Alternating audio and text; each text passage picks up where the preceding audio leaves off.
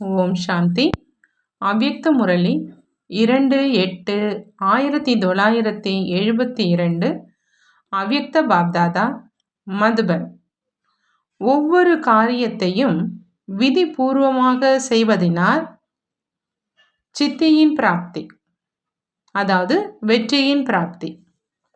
பாப்தாதா கேட்குறாங்க, தன்னை விதி மூலமாக சித்தியை அடைபவர் என்று நினைக்கிறீர்களா?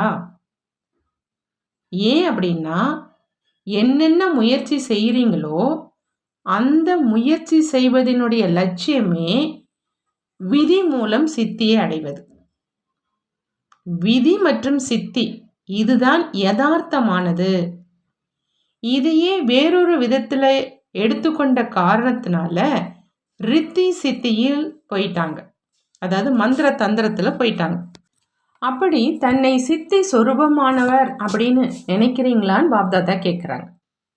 என்னென்ன எண்ணங்களை என்றீங்களோ அவை ஒருவேளை யதார்த்தமாக விதிபூர்வமானதாக இருக்குதுன்னா அதனுடைய ரிசல்ட் எப்படி இருக்கும்? அதாவது அதனுடைய ரிசல்ட் சித்தி, அதாவது வெற்றி. அப்படி ஒவ்வொரு எண்ணமும் மற்றும் செயலும் ஒருவேளை விதிபூர்வமாக இருக்குது அப்படின்னா அவசியம் வெற்றி ஏற்படுது. ஒருவேளை சித்தி இல்லை அப்படின்னா அதில் விதிபூர்வம் இல்லை அப்படிங்க ஆகிறது. ஆகையினால பக்தியில் கூட என்ன காரியம் செய்கிறாங்களோ மற்றும் செய்விக்கிறாங்களோ அதனுடைய மதிப்பே விதியின் மேல்தான் இருக்குது. விதிபூர்வமாக இருக்கக்கூடிய காரணத்தினால அந்த சித்தியை அனுபவம் செய்கிறாங்க. அனைத்துமே இங்கிருந்து தான் தொடங்குது இல்லையா? ஆகவே தான் கேட்குறோம், தன்னை சித்தி சொரூபமானவர் அப்படின்னு நினைக்கிறீங்களா அல்லது இப்பொழுதுதான் ஆக வேண்டுமா? நேரத்துக்கு ஏற்றபடி 2 களங்களிலும் இதுவரை 95% ரிசல்ட்டாக அவசியம் இருக்கணும். ஏன்னா எப்படி நேரத்தினுடைய வேகத்தை பார்த்துட்டு இருக்கீங்க, சவாலும் விடுறீங்க. அப்படி எப்போ உங்கள் அனைவருடைய நிலை முழுமையாகுமோ அப்பதான் விட்ட சவாலும் நிறைவேறும். இப்போ என்ன சவால் விடுறீங்களோ அந்த மாற்றம் எதன் ஆதாரத்தில் ஏற்படும்? அதனுடைய அஸ்திவாரம் யார்? நீங்க தான் அஸ்திவாரம் இல்லையா? ஒருவேளை அஸ்திவாரம் தயாராகிடுச்சு அப்படின்னா அதன் பிறகு வரிசை கிரமமாக ராஜ்யமும் தயாராகிடும். அப்படி யாருக்கு ராஜ்யம் செய்வதற்கான அதிகாரியாக ஆக வேண்டுமோ அவங்க தங்களுடைய அதிகாரத்தை எடுக்கல அப்படின்னா மற்றவங்களுக்கு வரிசை கிரமமாக எப்படி அதிகாரம் பிராப்தியாகும்? என்ன உலக மாற்ற காரியம் நடக்க வேண்டுமோ அது எதுவரை உங்களுடைய நிலையை விதி மூலமாக சித்தி அடைய செய்யாமல் இருக்கிறீங்கன்னா பிறகு இந்த உலக நன்மைக்கான காரியத்திலும் எப்படி வெற்றி ஏற்படும்? முதல்ல தன்னுடைய சித்தி ஏற்படும். இவ்வளவு பெரிய காரியம் இவ்வளவு குறைந்த நேரத்தில் நிறைவேற வேண்டும் என்றால் எவ்வளவு அதிக வேகம் இருக்கணும்? இதற்காக ஏதாவது திட்டத்தை உருவாக்குறீங்களா? வேகத்தை எப்படி முழுமையாக்குறீங்க? சித்தி சுரூபம் ஆவது அப்படின்னா நினைக்கிறீங்க உடனேயே சித்தி ஆகுது. இதுதான் 100% சித்தி சொரூபத்தினுடைய அடையாளம். செயலை செஞ்சீங்க மற்றும் சித்தி கிடைச்சது. எப்பொழுது சாதாரண ஞானத்தின் ஆதாரத்துல வெளி உலகத்துல ரித்தி சித்தியை பிராப்தி செய்ய முடியும் அப்படின்னா இந்த உயர்ந்த ஞானத்தின் ஆதாரத்தில் விதி மூலமாக சித்தியை பிராப்தி செய்ய முடியாதா?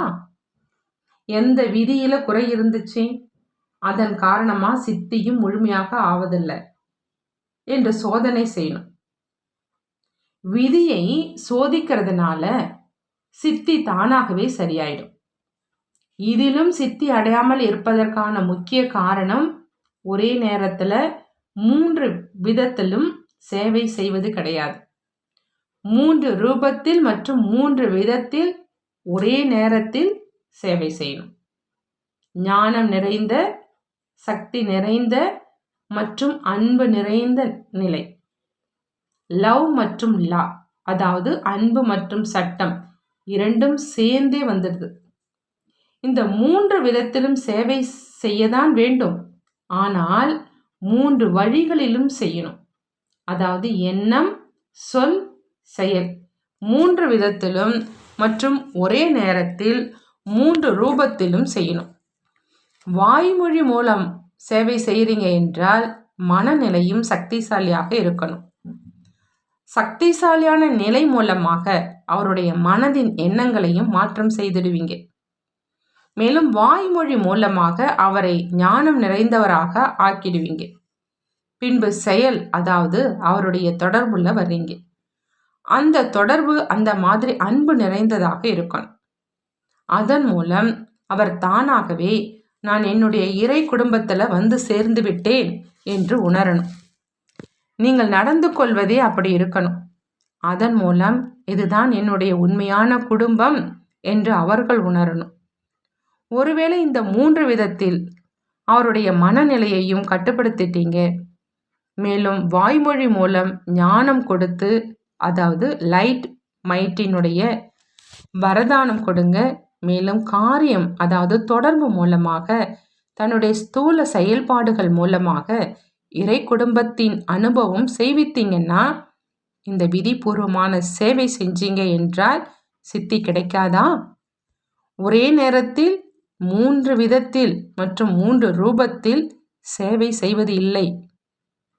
எப்பொழுது வாய்மொழியில் வர்றீங்கன்னா மனம் சக்திசாலியாக இருக்கணும், அது குறைஞ்சிருது.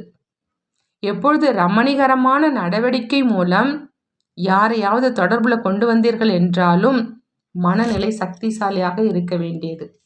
அது அவ்வாறு இருப்பது இல்லை. அப்படி ஒரே நேரத்தில் 3 ஒன்றாக இருக்குது என்றால் அவசியம் சித்தி கிடைக்கும். இந்த விதத்தில் சேவை செய்வதற்கான பயிற்சி மற்றும் கவனம் இருக்கணும். தொடர்புல நெருக்கத்தில் வருவதில்லை, ஆழமான தொடர்பு இல்லாமல் மேலோட்டமான தொடர்புல வரீங்க. அந்த மேலோட்டமான தொடர்பு அற்ப காலத்திற்காக இருக்குது. அன்புல கொண்டு வந்தாலும் கூட, ஆனால் அன்பு நிறைந்ததின் கூடவே சக்தி நிறைந்ததாகவும் இருக்கட்டும். அந்த ஆத்மாக்களிலும் சக்தியை நிரப்பணும். அதன் மூலம் அவர்கள் பிரச்சனைகளை, வாயுமண்டலத்தை, வைப்ரேஷனை எதிர்நோக்கி கொண்டே நிரந்தரமாக சம்பந்தத்தில் இருக்கணும். அது ஏற்படுவதில்லை, அல்லது ஞானத்தின் மேலோ கவரப்படுகிறார்கள் மற்றும் அன்பின் காரணமாகவும் கவரப்படுகிறார்கள். அதிகமாக அன்பின் மேல் ஆகிறார்கள். 2ஆம் நம்பராக ஞானத்தின் மீது. ஆனால் எந்த விஷயம் எதிரில் வந்தாலும் ஆடாத அளவிற்கு சக்தி நிறைந்ததாக இருக்கணும். இப்போ இந்த குறை இருக்குது. யார் சேவைக்கு தகுதியான பொறுப்பில் இருப்பவர்களாக ஆகியிருக்கிறாங்களோ அவர்களிலும் ஞானம் அதிகமாக இருக்குது, அன்பும் இருக்குது. ஆனால் சக்தி குறைவாக இருக்குது. சக்திசாலியான நிலையின் அடையாளம் என்னவாக இருக்கும்? ஒரு நொடியில எந்த ஒரு சுற்றுப்புறம் மற்றும் சூழ்நிலையை, மாயாவின் எந்த ஒரு பிரச்சனையையும் அழித்திடுவாங்க. ஒருபொழுதும் தோல்வி அடைய மாட்டாங்க. எந்த ஒரு ஆத்மாக்களும் பிரச்சனை ரூபமாகி வருகிறார்களோ அவர்கள் இவர் மேல் பலியாகிடுவாங்க. இதை மற்றொரு வார்த்தைகளில் இயற்கை தாசியாக இருக்குது அப்படின்னு சொல்லலாம். இப்பொழுது 5 தத்துவங்கள் தாசியாக முடியும் என்றால் மனித ஆத்மாக்கள் பலியாக மாட்டார்களா? அப்படி சக்திசாலியான நிலைக்கான நடைமுறை ரூபம் எதுவாகும்? ஆகையினால ஒரே நேரத்தில் 3 ரூபத்திலும் சேவை செய்வதனுடைய ரூபம் எப்பொழுது ஆகிவிடுமோ அப்பொழுது ஒவ்வொரு காரியத்திலும் சித்தி தென்படும் என்று சொல்லப்படுது. விதியின் காரணமாக சித்தி ஏற்பட்டது இல்லையா? விதியில குறை ஏற்படுற காரணத்தினால் சித்தியில குறை ஏற்படுது. இப்போ சித்தி சொரூபம் ஆவதற்காக இந்த விதியை முதலில் சரி செய்யுங்க. பக்தி மார்க்கத்துல சாதனை செய்யறாங்க. இங்கு சாதனம் இருக்குது. சாதனம் எது? பாப்தாதாவின் ஒவ்வொரு விசேஷத்தை தன்னில் தாரணை செய்து செய்து விசேஷ ஆத்மா ஆகிடுவாங்க. எப்பொழுது தேர்வுக்கான நாள் அருகில் வருது என்றால் என்னென்ன பாடங்களை படித்திருக்கிறார்களோ பாடம் மற்றும் நடைமுறை பயிற்சி இரண்டையும் ரிவைஸ் செய்து எந்தெந்த பாடத்தில் என்ன குறை இன்னும் இருந்துவிட்டது அப்படின்னு சோதனை செய்வாங்க. இதே விதமாக நீங்கள் இப்பொழுது நேரம் அருகில் வந்து கொண்டு இருக்குது அப்படின்னா ஒவ்வொரு பாடத்திலும் எந்த குறை மற்றும் எத்தனை சதவீதத்தில் குறை இருக்குது என்று உங்களை நீங்களே பாருங்கள். தியரியிலும் மற்றும் பிராக்டிக்கல் இரண்டிலும் சோதனை செய்யணும். ஒவ்வொரு பாடத்திலும் பார்த்து கொண்டே தன்னைத்தானே முழுமையாக்கி கொண்டே போங்க. ஆனால் எப்போ முதல்ல பாடங்களை திரும்ப படிக்க செய்து தன்னுடைய குறை தெரிய வந்துடுமோ அப்பொழுதுதான் முழுமையாவீங்க. பாடத்தையும் தெரிந்திருக்கிறீங்க, பாடத்தை புத்தியில் தாரணை செய்வீங்களா அல்லது இல்லையா என்று அதை எப்படி தெரிந்து கொள்வது? எப்படி சித்தியின் சதவிகிதம் அதிகரித்து கொண்டே இருக்குதென்றால் நேரமும் வீணாக செல்லாது. கொஞ்ச நேரத்தில் வெற்றி அதிகமாக கிடைக்கும். இதைத்தான் சித்தி என்று கூறுவது. ஒருவேளை நேரம் அதிகம், உழைப்பும் அதிகமாக தரீங்க, பிறகு வெற்றி கிடைக்குது என்றால் இதையும் சதவிகித குறை என்று தான் கூறுவோம். அனைத்து விதத்திலும் குறைவாக பயன்படுத்தப்பட வேண்டும். உடலும் குறைவாக, மனதின் எண்ணமும் குறைவாக உபயோகிக்கப்பட வேண்டும். இல்லையென்றால் நினைக்கிறீங்க, திட்டத்தை உருவாக்கி 1 மாதம் 1.5 மாதம் எடுத்து விடுது. அப்படி நேரம் மற்றும் எண்ணம் மற்றும் தன்னுடைய என்னென்ன சக்திகள் இருக்கின்றனவோ அந்த அனைத்து சக்திகளின் பொக்கிஷத்தை அதிகமாக காரியத்தில் ஈடுபடுத்த வேண்டாம். குறைந்த செலவில் அதிக பலன். எண்ணமும் எதனால் சித்தி ஏற்படுமோ அவைதான் உருவாகும். நேரமும் எதில் வெற்றி ஏற்கனவே அடங்கியிருக்குதோ நிச்சயம் அந்த அளவுதான் செலவாகும். இதையேதான் சித்தி சுரூபம் அப்படின்னு சொல்லும். அப்படி அனைத்து பாடங்களிலும் நான் எதுவரை தேர்ச்சி பெற்றிருக்கிறேன் என்ற இதை எப்படி தெரிந்து கொள்வது? யார் எத்தனை சப்ஜெக்டில் தேர்ச்சி பெறுவாரோ அந்த அளவே அந்த சப்ஜெக்டின் ஆதாரத்தில் ஆப்ஜெக்ட் மற்றும் ரெஸ்பெக்ட் கிடைக்கும். ஒன்று பிராப்தியின் அனுபவம் ஏற்படும். எப்படி ஞானத்தின் சப்ஜெக்ட் இருக்குது, அதன் மூலமாக என்ன ஆப்ஜெக்ட் பிராப்தி ஆகுது? லைட் மற்றும் மைட், அதாவது ஞான ஒளி மற்றும் சக்தி. இந்த பிராப்தியின் அனுபவம் செய்வாங்க. அந்த ஞானத்தின் சப்ஜெக்டின் ஆதாரத்தில் தெய்வீக பரிவாரத்தில் இருந்தும் மற்ற ஆத்மாக்களிலிருந்தும் அந்த அளவே ரெஸ்பெக்டும் கிடைக்கும். எப்படி பாருங்க, இன்றைய நாட்களில் வலம் வரும் மகாத்மாக்களுக்கு, அதாவது சுவாமிஜிகளுக்கு இவ்வளோ ரெஸ்பெக்ட் ஏன் கிடைக்குது? ஏன்னா என்ன சாதனா செய்திருக்காங்களோ, என்னென்ன சப்ஜெக்டை நன்றாக படிச்சிருக்கிறாங்களோ அதனுடைய ஆப்ஜெக்ட் மற்றும் ரெஸ்பெக்ட் அவங்களுக்கு கிடைக்குது. இயற்கையும் தாசியாக ஆயிடுது. அப்படி இந்த ஒரு ஞானத்தின் விஷயத்தை சொன்னோம். அதுபோல யோகத்தினுடைய சப்ஜெக்டும் இருக்குது. அதன் மூலம் என்ன ஆப்ஜெக்ட் இருக்கணும்? யோகா அப்படின்னா நினைவின் சக்தி மூலமாக அவர் என்னென்ன நினைப்பாரோ அது சக்திசாலியாக இருக்கும். மேலும் என்னென்ன பிரச்சனை வரப்போகுதோ அவை முதலிலேயே யோகத்தின் சக்தி மூலம் இவை நடக்கப் போகின்றன என்று அவருக்கு தெரிகின்ற அனுபவம் ஏற்படும். அப்படி முதலிலேயே தெரிந்துடுற காரணத்தினால ஒருபொழுதும் தோல்வி அடைய மாட்டாங்க. அதே மாதிரி யோகத்தின் சக்தி மூலமாக தன்னுடைய பழைய சமஸ்காரங்களின் விதை அழிஞ்சிடுது. எந்த ஒரு சமஸ்காரமும் தன்னுடைய முயற்சியில் தடையாக இருக்காது. உங்களுடைய நேச்சர் என்று எதை கூறுகிறீர்களோ அதுவும் முயற்சியில் தடையாக நிற்காது. அப்படி எந்த சப்ஜெக்டின் ஆப்ஜெக்டாக என்ன இருக்குதோ அது அனுபவம் ஆகணும். ஆப்ஜெக்ட் இருக்குது என்றால் அதனுடைய விளைவாக ரெஸ்பெக்டும் அவசியம் கிடைக்கும். நீங்கள் என்னென்ன வார்த்தைகளை உங்கள் வாயிலிருந்து கூறுவீர்களோ மற்றும் என்னென்ன திட்டத்தை உருவாக்குவீங்களோ அது சக்தி நிறைந்ததாக இருக்கிற காரணத்தினால அனைவரும் மரியாதை கொடுப்பாங்க. அதாவது என்னென்ன அறிவுரையை ஒவ்வொருவருக்கும் கொடுக்குறீங்களோ அந்த அறிவுரைக்கு அனைவரும் மரியாதை அளிப்பாங்க. ஏன்னா சக்திசாலியானது. இந்த விதமாக ஒவ்வொரு சப்ஜெக்டையும் பாருங்க. திவ்ய குணங்களின் மற்றும் சேவையின் சப்ஜெக்ட் இருக்குது என்றால் அதனுடைய பிராப்தியாக நெருங்கிய தொடர்பில் மற்றும் சம்பந்தத்தில் வரணும். நெருங்கிய தொடர்பு உறவில் வர்றதுனால தானாகவே அவசியம் ரெஸ்பெக்ட் கிடைக்கும். அதே மாதிரி ஒவ்வொரு சப்ஜெக்டின் ஆப்ஜெக்டை சோதனை செய்யுங்க.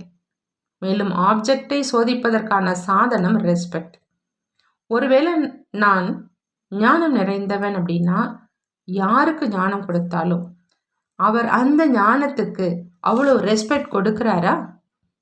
ஞானத்துக்கு ரெஸ்பெக்ட் தருவது அப்படின்னா ஞானம் நிறைந்தவருக்கு ரெஸ்பெக்ட் தருவது. ஒருவேளை ஞானத்தின் சப்ஜெக்டில் ஆப்ஜெக்ட் இருக்குது என்றால் இன்னும் யாருடைய எண்ணத்தையாவது மாற்றம் செய்து சக்திசாலியானதாக ஆக்க முடியும் என்றால் அவசியம் ரெஸ்பெக்ட் கொடுப்பாங்க. அப்படி இந்த முறையில் ஒவ்வொரு சப்ஜெக்டிலும் செக்கிங் செய்யணும். ஒவ்வொரு எண்ணத்திலும் ஆப்ஜெக்ட் மற்றும் ரெஸ்பெக்ட் இரண்டினுடைய பிராப்தியினுடைய அனுபவத்தை செய்கிறாங்க என்றால் பர்ஃபெக்ட் என்று சொல்லுவோம். பர்ஃபெக்ட் என்றால் எந்த ஒரு எஃபெக்டில் இருந்தும் விலகி பர்ஃபெக்டாக இருப்பது. எஃபெக்டிலிருந்து விலகி இருக்கிறார் என்றால் பர்ஃபெக்ட் ஆவார். உடலினுடையதானாலும் எண்ணத்தினுடையதானாலும் அல்லது ஏதாவது தொடர்பில் வருவதனால் யாருடைய வைப்ரேஷன் மற்றும் சுற்றுப்புற சூழல் அப்படி அனைத்து விதமான எஃபெக்டிலிருந்தும் விலகிடுவாங்க. அப்படி சப்ஜெக்டில் பாஸ் என்றால் பர்ஃபெக்ட் என்று புரிந்துக்குங்க. அந்த மாதிரி ஆகி கொண்டிருக்கிறீர்கள் தான் இல்லையா? லட்சியமோ இதுதான் இல்லையா? இப்பொழுது தன்னுடைய செக்கிங் அதிகமாக இருக்கணும். எப்படி நேரத்தின் கூடவே தன்னையும் மாற்றத்தில் கொண்டு வாங்க என்று மற்றவர்களுக்கு நீங்கள் சொல்கிறீங்களோ அதே மாதிரி நேரத்தின் கூடவே தன்னையும் மாற்றத்தில் கொண்டு வரணும் என்ற இந்த நினைவு இருக்கணும். தன்னை மாற்றத்தில் கொண்டு வந்து உலகம் மாறிடும். தன்னுடைய மாற்றத்தின் ஆதாரத்தில் உலகை மாற்றத்தில் கொண்டு வரும் உன்னத சேவையை செய்ய முடியும். இந்த உயர்ந்த நிலை மற்ற மனிதர்களிடம் கிடையாது. அவங்க மற்றவர்களை மட்டும் மாற்றம் செய்வதின் முயற்சியில் இருக்கிறாங்க. இங்கு நீங்கள் தன்னுடைய ஆதாரத்தில் உலக மாற்றம் செய்கிறீங்க. அப்படி எது ஆதாரமாக இருக்குதோ அதற்காக தன்மேல் அந்த அளவு கவனம் வைக்கணும். மேலும் என்னுடைய ஒவ்வொரு எண்ணத்திற்கு பின்னாலும் உலக நன்மையின் சம்பந்தம் இருக்குது என்ற நினைவு எப்பொழுதும் இருக்க வேண்டும். யார் ஆதாரமானவர்களாக இருக்கிறார்களோ அவர்களின் எண்ணங்களின் சக்தி இல்லை என்றால் நேரத்தின் மாற்றத்திலும் பலகீனம் ஏற்பட்டுடுது. இந்த காரணத்தினால எந்த அளவிற்கு எவ்வளவு சுயம் நீங்களே சக்திசாலி ஆகிறீங்களோ அந்த அளவே உலக மாற்றத்தின் நேரத்தை அருகில கொண்டு வர முடியும். நாடகப்படி நிச்சயிக்கப்பட்டது தான். இருந்தாலும் அது கூட எந்த ஆதாரத்தினால் நிகழும்? ஆதாரமோ இருக்கும் இல்லையா? அப்படி ஆதாரமானவர்களாக நீங்கள் இருக்கீங்க. இப்போது நீங்கள் அனைவரது பார்வையிலும் இருக்கீங்க. நல்லது. ஓம் சாந்தி. நன்றி பாபா, நன்றி.